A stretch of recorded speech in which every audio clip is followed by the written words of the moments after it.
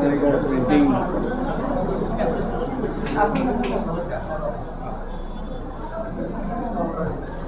সংবাদ মাধ্যমৰ প্ৰত্যক্ষ বন্ধু বান্ধৱীসকল যে আমাৰ এইবাৰ যিখন বাজেট আমাৰ বিত্তমন্ত্ৰীয়ে দিছে আৰু মুখ্যমন্ত্ৰী ডাঙৰীয়াৰ যিটো সপোন আৰু মুখ্যমন্ত্ৰী ডাঙৰীয়াৰ দিহা পৰামৰ্শ আৰু তেওঁৰ যিখিনি উপদেশ সেই মৰ্মে এই বাজেটখন এইবাৰ প্লেচ কৰিছে আৰু এই বাজেটখন এখন জনকল্যাণমুখী বাজেট আৰু এই বাজেটখনে আচলতে কাৰো ওপৰত কোনো কৰ নলগোৱাকৈ আমি বাজেটখন দিছোঁ। গতিকে কৰৰ বোজা কোনো মানুহৰ ওপৰত কৰৰ বোজা নপৰে আৰু আমি আমাৰ নিজৰ যিখিনি আমাৰ ইনকাম আমি সেই ইনকামৰ পৰা আমি ৰাজ্যখন চলাবলৈ আমি আগবাঢ়িছোঁ। তো আগত আমাৰ বাজেটৰ টোটেল পইচা আমাৰ আগতে হয়তো আছিল যে 56,000 কোটি টকা আছিল। এতিয়া আজি বাজেটত মানে 1,28,000 কোটি টকা আজি আমাৰ বাজেটখনত হৈছে, বাজেট এষ্টিমেট কৰা হৈছে।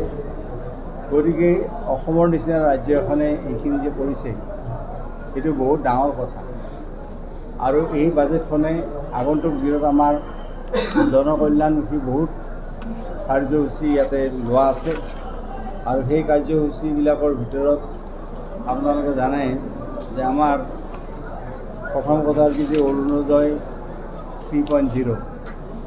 গতিকে আগতে আমি অৰুণোদয় 1250 টকাকৈ দি আছিলোঁ আৰু আগতে অৰুণোদয় আমাৰ টোটেল অৰুণোদয় অসমত আছিল প্ৰায় 24 লাখমান আমাৰ অৰুণোদয় হিতাধিকাৰী আছিল। এইবাৰ বাজেটত আমি ঘোষণা কৰিছোঁ বাজেটত যে এইবাৰ 37.2 লাখ মানে অৰুণোদয় দিয়া হৈছে। যোৱাবাৰ 24 লাখৰ ঠাইত এইবাৰ 37.2 লাখ দিয়া হৈছে। তাৰ উপৰিও আমাৰ মহিলা সবলীকৰণৰ কাৰণে মুখ্যমন্ত্ৰীৰ মহিলা উদ্যমিতা অভিযান, এই অভিযানৰ জৰিয়তে আমি আত্মসহায়ক গোটসমূহক আমি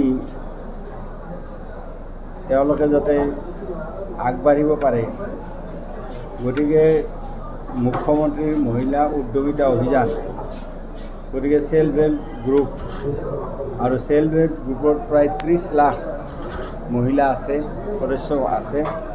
গতিকে আমি এই সেল্ফ হেল্প গ্ৰুপবিলাকক এইবাৰ প্ৰথম কিস্তিত আমি 10,000 টকাকৈ দিবলৈ লৈছোঁ প্ৰতিটো গোটক আৰু এই 10,000 টকাৰ কাম কৰাৰ পিছত 25,000 টকা পাব তেওঁলোকে দ্বিতীয় কিস্তিত আৰু তাৰপিছত তেওঁলোকে 50,000 টকা পাব যদি তেওঁলোকে কাম কৰে আৰু আল্টিমেটলি তেওঁলোকে 5 লাখ টকালৈকে এই পইচা পাবলৈ সক্ষম হ'ব আৰু বেংকৰ লগত আমি এইটো টাই আপ কৰি দি দিম পইচাটো।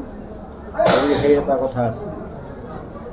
তাৰপিছত মুখ্যমন্ত্ৰীৰ নিযুত মইনা আঁচনি আছে। আপোনালোকে জানেই যে নিযুত মইনা আঁচনিত আমাৰ ক্লাছ 11ৰ যিখিনি ষ্টুডেণ্ট আছে তেওঁলোকে 1,000 টকাকৈ তেওঁলোকে পাইছে আৰু যিসকলে গ্ৰেজুৱেট মানে পঢ়ি আছে, BA পঢ়ি আছে, স্নাতক পঢ়ি আছে, তেওঁলোকে 1,250 টকা পাইছে আৰু যিবিলাকে ফাৰ্ষ্ট ইয়েৰ পষ্ট গ্ৰেজুৱেট পঢ়ি আছে, MA MSc পঢ়ি আছে, তেওঁলোকক মানে 2,500 টকাকৈ দিয়া হৈছে ফৰ 10 মান্থছ।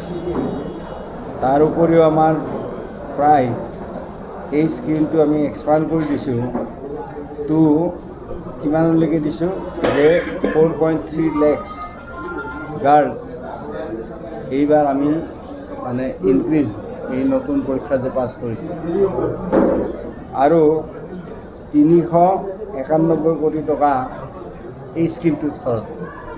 391 crore এই স্কিমটোত খৰচ হ'ব। গতিকে অৰুণোদয় যিটো স্কিম অৰুণোদয় 3 য'ত আমি 37 লাখ দিম, তো এই অৰুণোদয় স্কিমটোত 1,250 টকাকৈ পাব এতিয়া আমি 37 লাখ হাতত 37.2 lakhs যে আমি বেনিফিচিয়াৰী দিম, তো তাতে টোটেল পইচাটো এইটো স্কিমত খৰচ হ'ব 5,000 কোটি। 5,000 কোটি এইটোত খৰচ হ'ব। তাৰ উপৰিও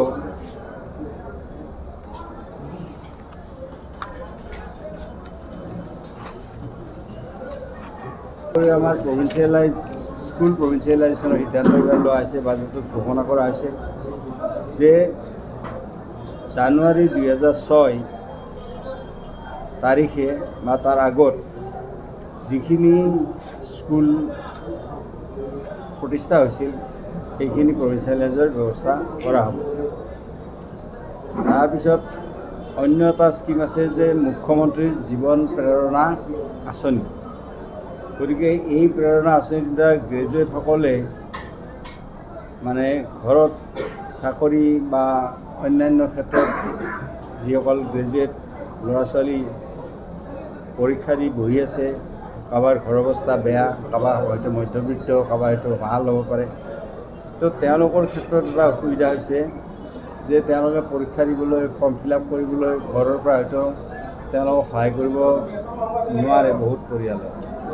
গতিকে তেওঁলোকে পৰীক্ষা দিব গুৱাহাটীলৈকে যদি যাব লাগে, তাতো ক'ৰবাত 1,000 টকা লাগিব, বা ক'ৰবাত ফৰ্ম ফিল আপ কৰিলে তাতো পইচা লাগিব।